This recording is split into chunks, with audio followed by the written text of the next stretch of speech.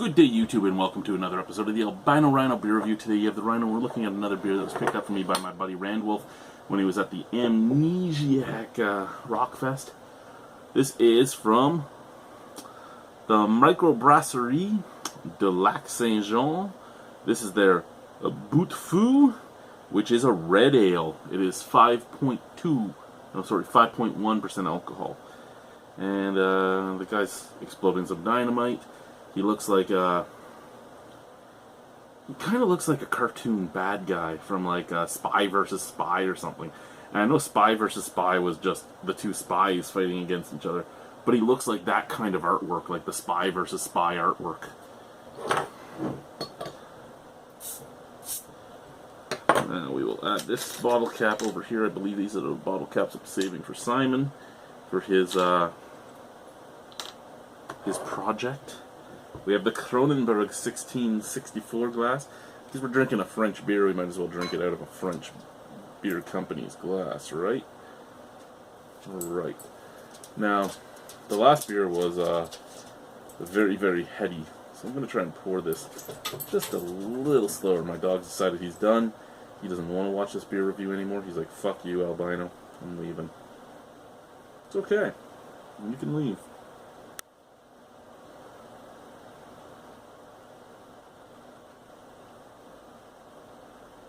Still fairly heady, even that slow and gentle. And this head is just like the last one. Micro bubbles in there. Little snap, crackle, pop micro bubbles. Very creamy, very rich, very Belgian-esque.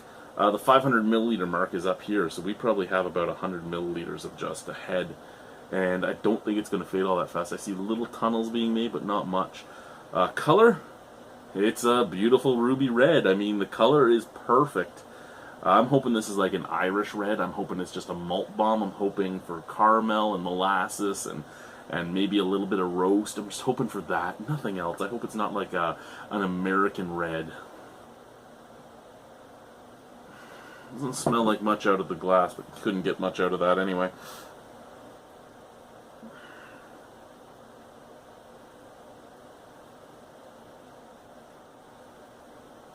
Just quickly going over what it says here in French. Doesn't matter. Can't make all of it out, but what it says doesn't matter to me. Oh, okay. Roasty caramel. Yeah, roasty caramel. A little bit of caramelized sugar, just almost like a burnt brown sugar. I was hoping for molasses, but I'm not picking it up on the nose. That's okay though. Smells nice. Let's try it. Cheers. Let's try it out of the bottle first.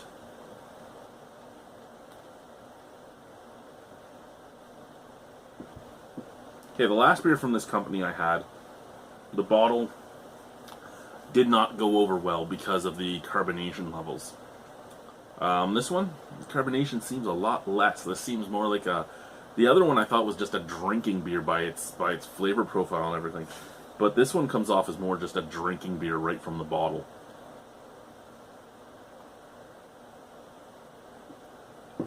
From the bottle, medium carbonation, light to medium bodied and mouthfeel. Lots of charred wood. A little bit of caramel, lots of charred wood. The charred wood goes all the way to the finish. Just burnt charred wood, like you licked the remnants of a campfire. And almost a stout flavor in the end too, like a coffee flavor mixing with that charred wood. Now, out of the glass, now that more of it has subsided.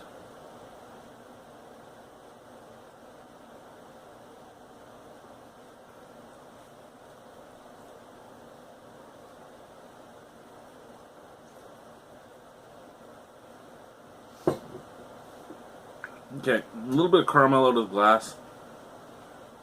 That charred flavor is still there, but dialed back. A little bit of coffee flavor on the very end with the charred wood, with the caramel mixing in there. All in all, This is a nice beer. Other than the sweet caramel up at the forefront though, and the color, I wouldn't think this was a red ale. This is more like a porter.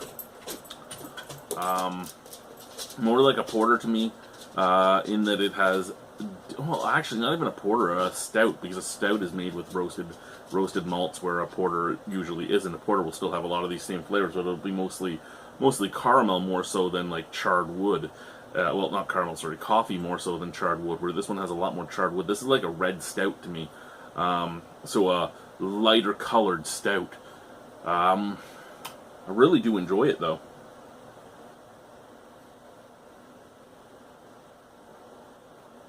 That's easily a 7.75 out of 10. You know how it could be an 8? Because people will always ask, well, what would make it an 8 or 9 or whatever? Dial the char back a little bit and put a little bit more caramel and a little bit of molasses up at the forefront. Make it exactly what I want out of, say, an Irish red. And this would easily be an 8 out of 10.